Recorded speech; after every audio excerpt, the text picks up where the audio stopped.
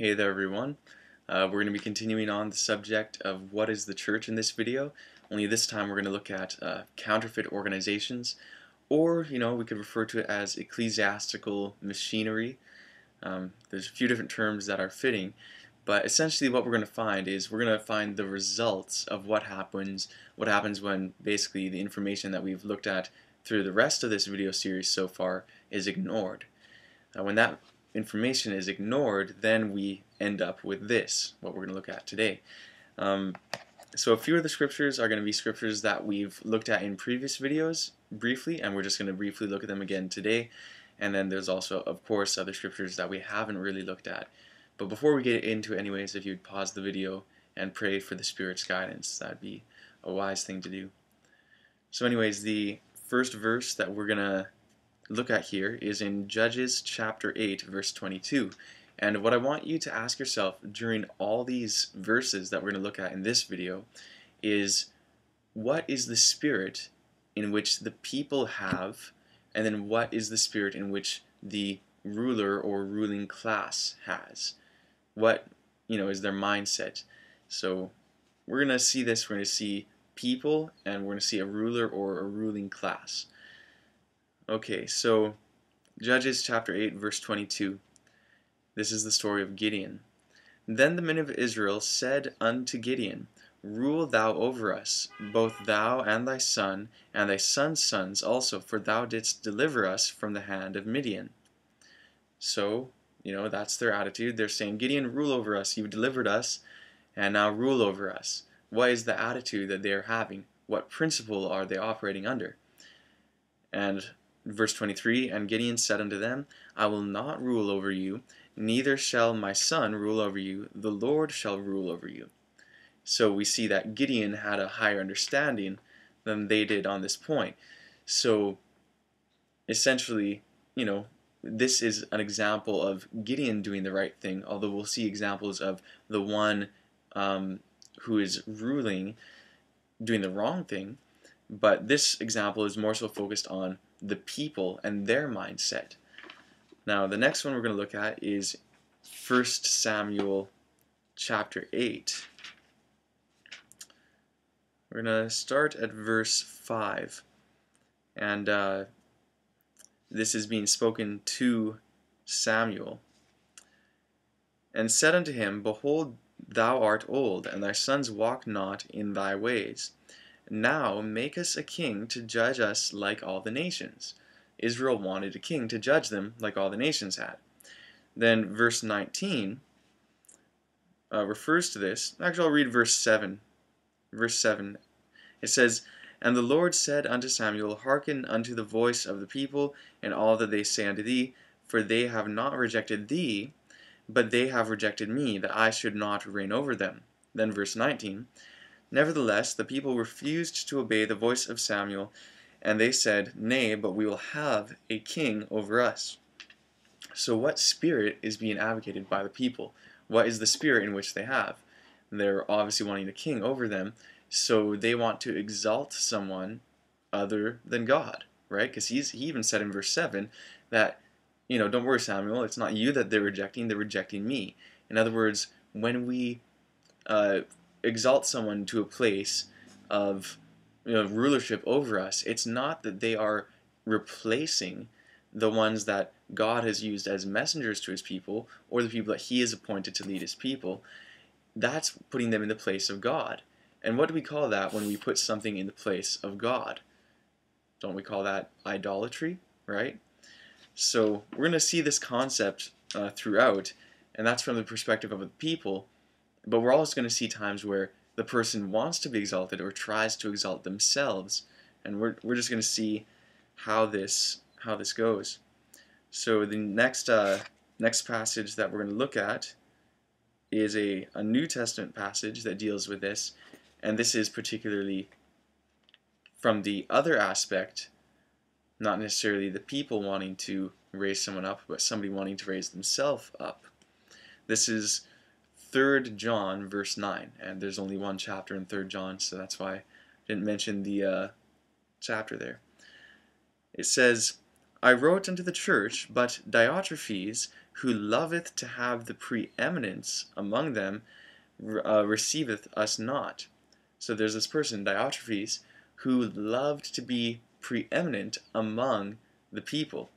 And, we can basically see that, the Bible says, as we've seen in verses from previous videos, that in all things Christ is to have the preeminence. But here, Diotrephes loved to have the preeminence. So what spirit is this? This spirit that was already working in the days of the apostles. And we're going to see it addressed specifically as we go on, and that's actually the next verse we're going to look at. 2 Thessalonians chapter 2, verses 3 and 4. It says, "Let no man deceive you by any means, for that day shall not come except there come a falling away first, and that man of sin be revealed, the son of perdition, who opposeth and exalteth himself above all that is called God, or that is worshipped, so that he as God sitteth in the temple of God, shewing himself that he is God."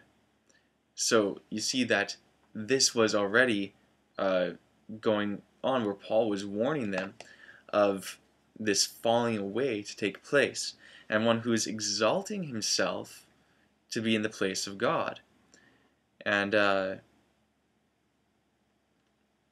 if you read the context of this too, there's more points relative to this that you'll see if you read 2 Thessalonians chapter 2. So please do that when you have the time. So what is the spirit that Diotrephes was having, and is that not the same spirit of which Paul was warning? Now the thing which Paul was warning of, even the language he used in 2 Thessalonians chapter 2 verse 4, that language is very similar to what we see in Daniel. And we're going to go back and look at Daniel and see these prophecies, because this thing escalates itself. It doesn't stay static. It doesn't say, it's not that somebody just exalts themselves and then it dies out after a while.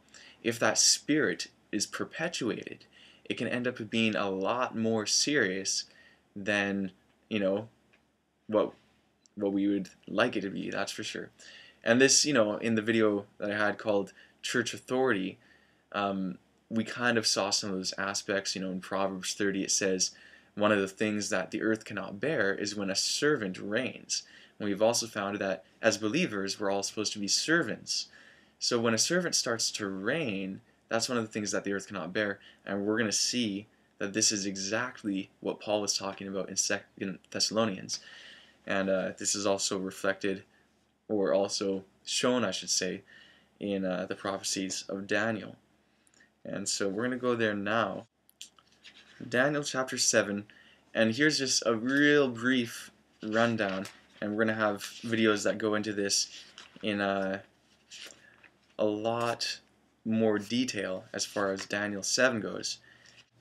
Okay, so you should see a picture on your screen now, and it's going through the beasts and the history of the world in prophecy. And what we see is, in the vision of Daniel 7, Daniel saw a lion, and then he saw, another beast, which is like a bear, and then he saw another like a leopard, and then after that he saw another which doesn't describe the type of animal it is or anything, it just describes it as being a very terrible beast, and this is known as the nondescript beast. Now, in verse 8 of Daniel 7, it describes a second phase of this beast. It says, "I considered the horns, and behold, there came up among them another little horn, before whom there were 3 of the first horns plucked up by the roots. And behold, in this horn were eyes like the eyes of man, and a mouth speaking great things." So, as you look at these beasts here, you see that there's these 4 beasts, and the last one has 2 stages. Now, the key here is that this last stage, this emphasis is on the horn. There's a horn that came up, but this horn, obviously, it describes it as having eyes of a man and a mouth speaking great things. It's a horn head, so to speak. Now, a horn in the Bible, as many people know, represents, rulers of some sort, or kings or kingdoms, and you can see this. Daniel 8, chapter 20 says, "The ram which thou sawest having 2 horns are the kings of Media and Persia, and the rough goat is the king of Grecia, and the great horn that is between his eyes is the first king." Okay, so we see horns represent kings or rulers or ruling powers, and then we also have heads, which is a different symbol than a horn, and we see in Revelation 17, verse 9, it says, "And here is the mind which hath wisdom. The 7 heads are 7 mountains on which the woman sitteth." So this heads are mountains. Those are equal symbols. And mountains, we won't go through the whole thing now, but it's very easy to see. If you just look up mountain or mountains in the Bible, you'll see that mountains represent religious bodies.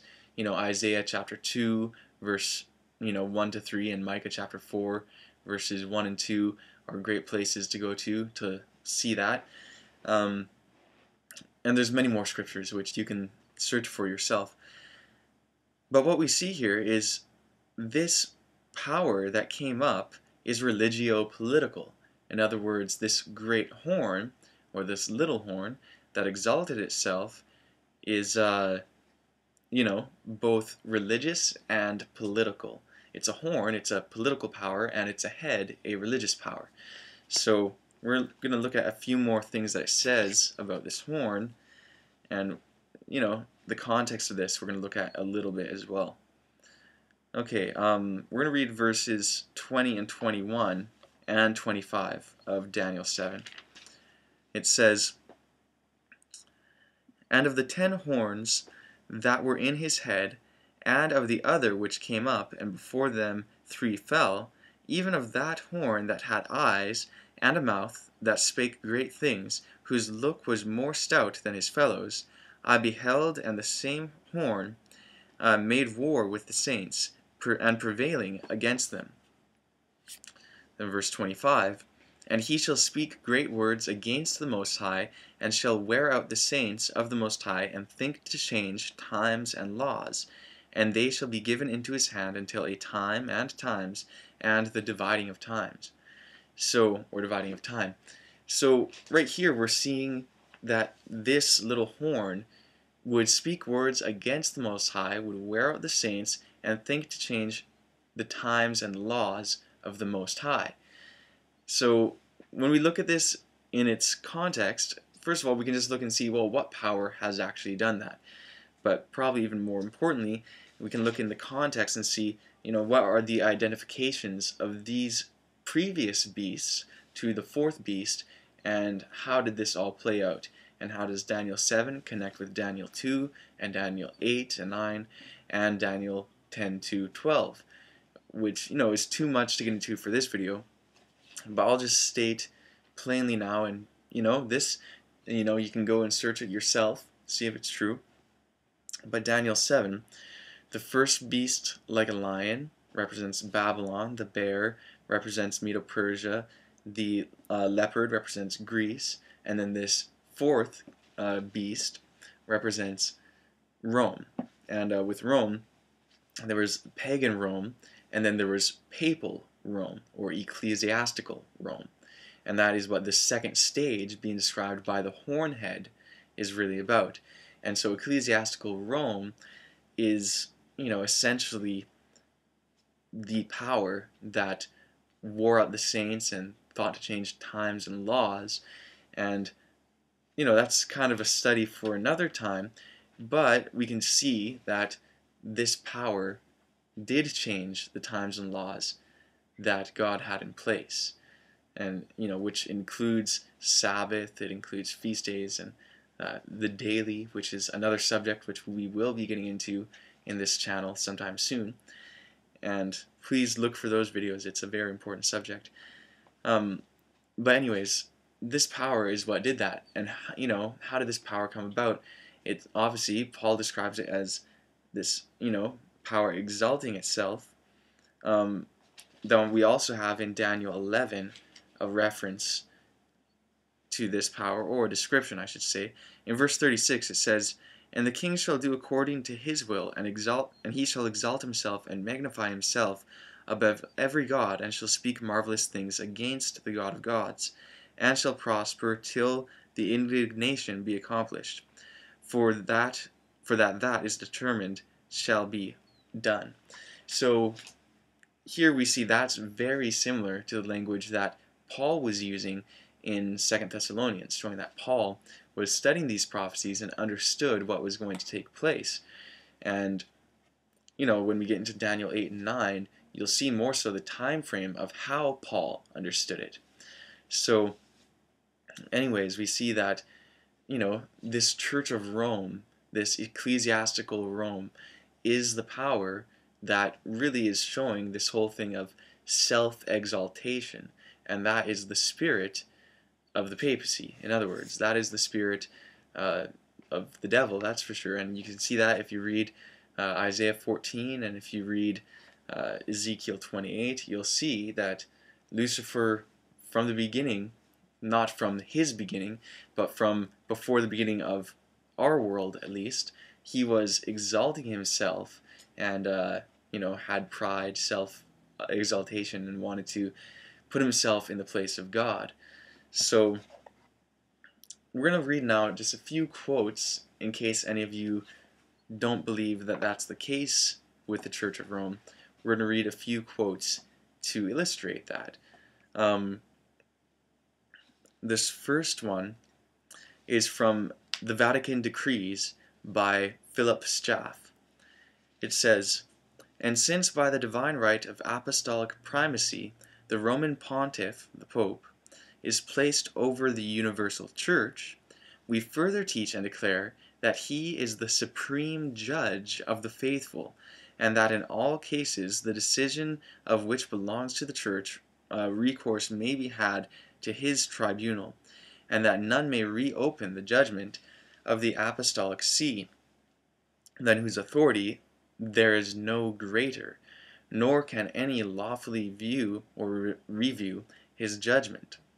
So you can see the place to which the Pope, or whoever is there in the office of the Pope, is exalted.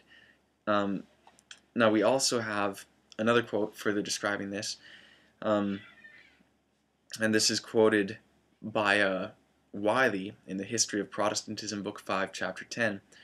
It says, "If the Pope should become neglectful of his own salvation and of that of other men, and so lost to all good that he draw down with himself innumerable people by heaps into hell, and plunge them with himself into eternal torments, yet no mortal may presume to reprehend him, forasmuch as he is the judge of all, and to be judged of no one."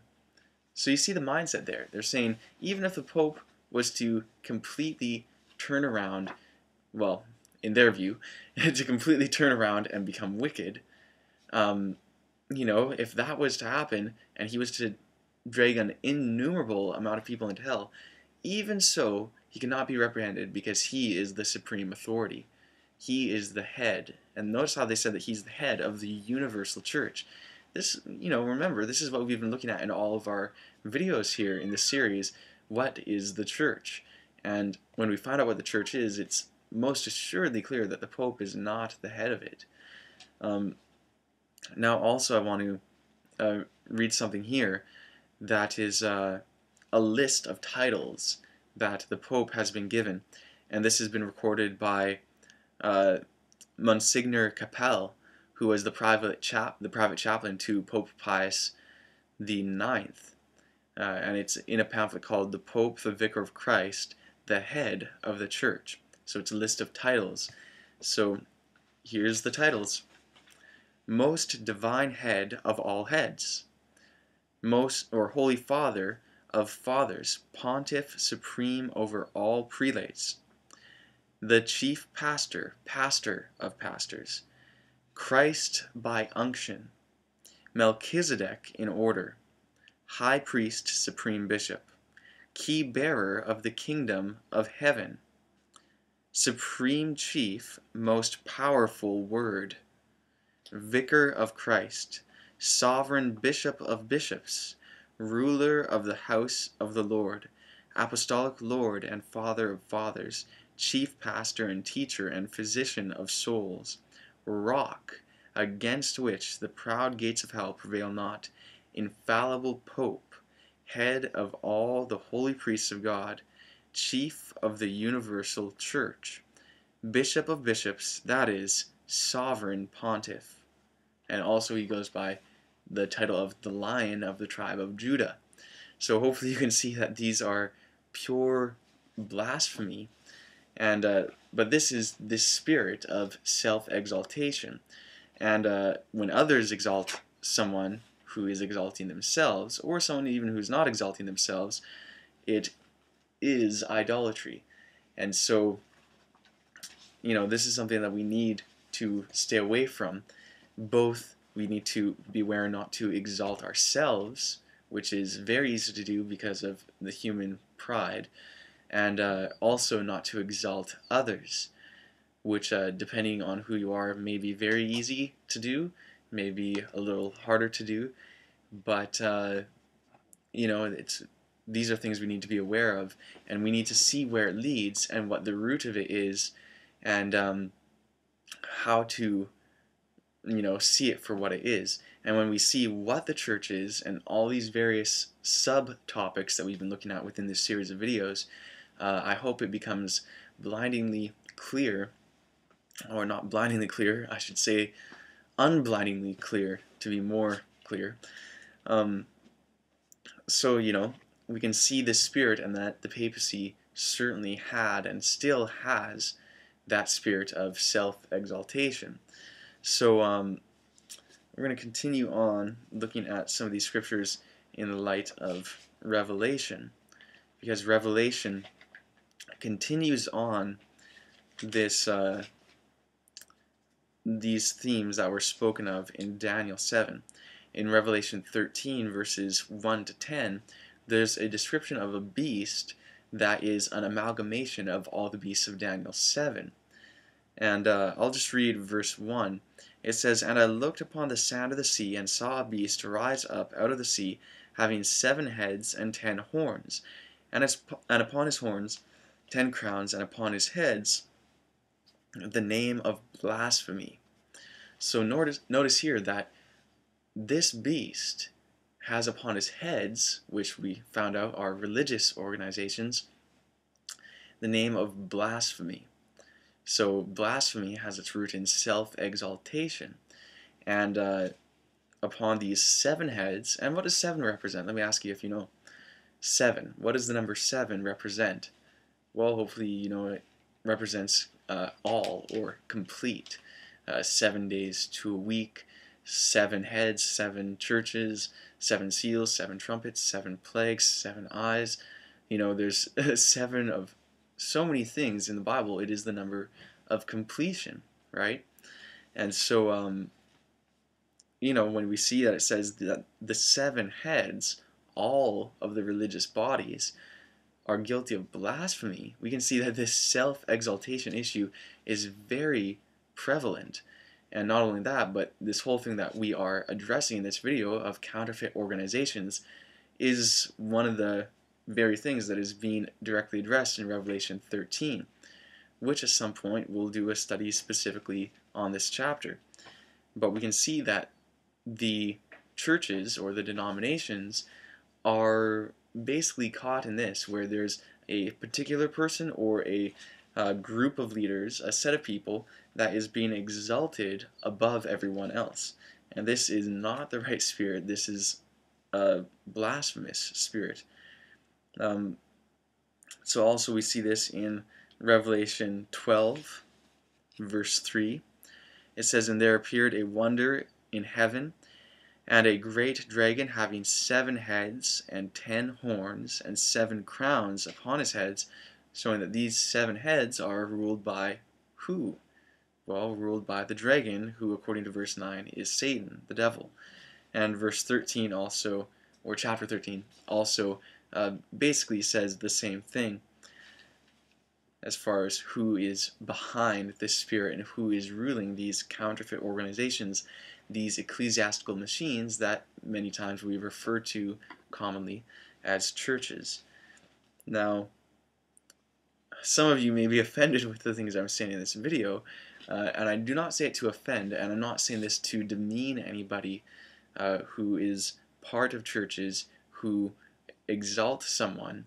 All I'm saying is that, we need to recognize that it's wrong and what spirit is behind it. We need to recognize that it's not the Spirit of God. I recognize that there are plenty of Catholics and plenty of Protestants who are in churches that have this issue very, very deep rooted in themselves. I recognize that a lot of people from these organizations are totally sincere and do not even perhaps look on their leaders in that light. But we need to recognize that these are not God's systems. These systems are not in God's order at all. It is totally the opposite. We need to recognize that and admit it openly. So, continuing on here, I guess one more verse in Revelation that we should look at is Revelation 17, verse 3. It says, "So he carried me away in the Spirit into the wilderness, and I saw a woman sit upon a scarlet-colored beast, full of names of blasphemy, having 7 heads and 10 horns." So we see the same thing. Now please, it would be very, very good to take the time to study Daniel 7 and 8 and 9. Actually, the whole book of Daniel, I'll just say it would be very beneficial to study the whole book of Daniel in connection with 2 Thessalonians chapter 2 and Revelation chapters 12, 13, and 17. And of course, there's more relevant passages to all that, but those are kind of core passages that connect to each other very well. So now we're going to look at Acts chapter 20, verses 29 and 30. "For I know this, that after my departing shall grievous wolves enter in among you, not sparing the flock. But also of yourselves shall men arise, speaking perverse things, to draw away disciples after them." So you see here that Paul is warning of grievous wolves to come in and exalt themselves and draw disciples after them. So we need to keep this in mind here. When we compare Scripture with Scripture, who is he talking about? Is he not talking about, those who have that spirit of Diotrephes, the spirit of the papacy? Is that not the spirit of self-exaltation? Some people think that he's talking about heretics, which if you saw the last video dealing with heretics, hopefully you can understand that whole issue in a better context. And in reality, he is talking about heretics, but in the context of sectarians, self-exalting sectarians, not just someone who believes something who that is contrary to the established doctrine of the official organization. That's how we view heresy. Well, that's how many churches view heresy. And let's say you're in the Catholic Church. Heresy, according to the Church in Rome, is a belief of or a doctrine that is contrary to the established doctrine of the Church, as of course confirmed by the Pontiff. And so, we need to understand that's not what heresy is. That is far, far from it. In fact, they flipped that around. That was a 180. There are more verses that we could look at in relation to this, but hopefully this gives you a broad enough view to see the spirit of self-exaltation for what it is and how it's not in harmony with the Word and where it leads. And, hopefully this will give you some sort of idea of the importance of understanding the things that we've gone through in this series of videos, because if that information is disregarded of what the church is, who the head of the church is, the role of ministry we'll be looking at as well. We have all these various elements, and when that is kept in view, it keeps us from going down these trains of self-exaltation or exalting others, and we end up not having to build up these ecclesiastical machines that end up becoming persecuting powers, as we discussed in the church authority video. And, I just want to point out that through ecclesiastical Rome, many hundreds of thousands of people died as a result of that, as a result of self-exaltation and that spirit being allowed to perpetuate, and people exalting somebody who was exalting themselves. And one other element that I should mention here is that not exactly what we say a cult is? Is that not exactly it? Isn't that how we use the term today?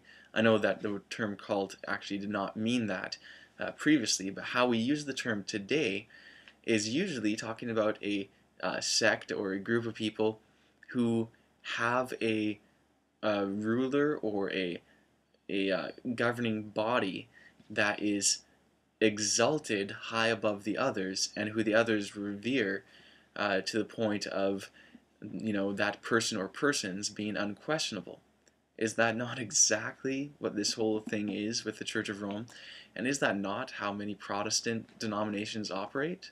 Is that not actually the case where, some of these denominations, once you step outside of what is the official doctrine of the church, all of a sudden you're a heretic and you need to be cast out.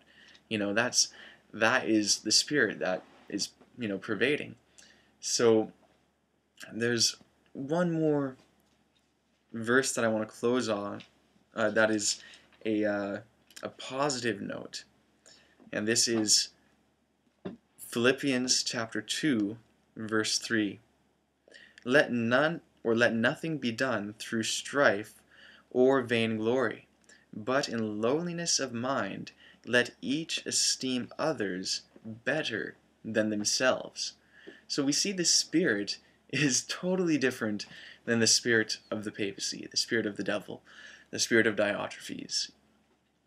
This spirit of Christ is a spirit of selflessness and sacrifice, self-sacrifice, selflessness, love, a spirit of esteeming others better than yourselves. So if we keep this principle in mind, and obviously not just by mentally training ourselves to keep it in mind, but by actually developing a true relationship with Christ, we can realize that He is the head of the church and He has all the glory and the honor. So anyways, hopefully this video was enlightening and a good addition to the context of this video series. So please keep looking for the rest of the videos, because they're going to be very much connected to this. So blessings to you all, and farewell.